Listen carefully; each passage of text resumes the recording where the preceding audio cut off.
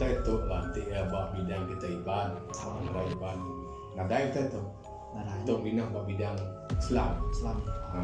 Nama terkorin, nama iban, tanya di mana nama korin, kadam ko, nama jin ko, nama kita antu, ni aja temu.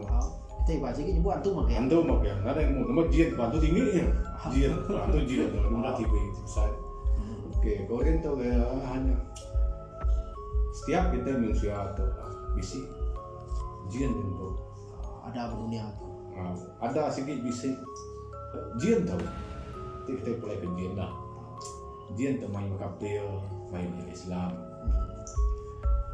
nanti jin Islam tu tadi menyukai nanya aku bunian bukan jin lah Bukan jin sedang. sidak yang nasi alam bunian tapi sidak bisi jin Malam dunia tadi si jin. bisi jin sidak tu tadi maka jin kita jin Islam maka siko antu tu dah di Islam orang bunian tu bakal kita ke saya antu ke bakal sidak keliang tu pun bunian nak menjadi kita memang saja kadang lainnya kadang tu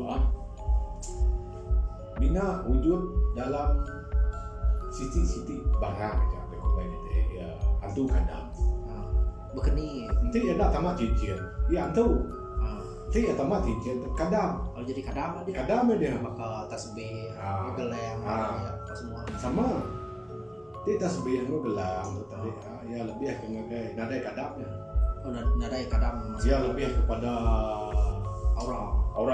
aura hari ayat Al-Quran zikir Lebih ke tasbih aja. tasbih nadai jin kadam tu dia gigap teh sesuai dua ya Dua dia. Enggak sama betul sengapa.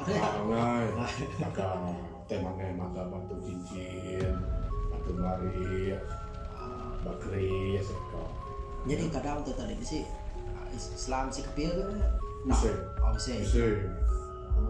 bisa kadang kapia tu tadi nanti di nagas yang mesti kita punya Nanti Islam negara mana? nanti garu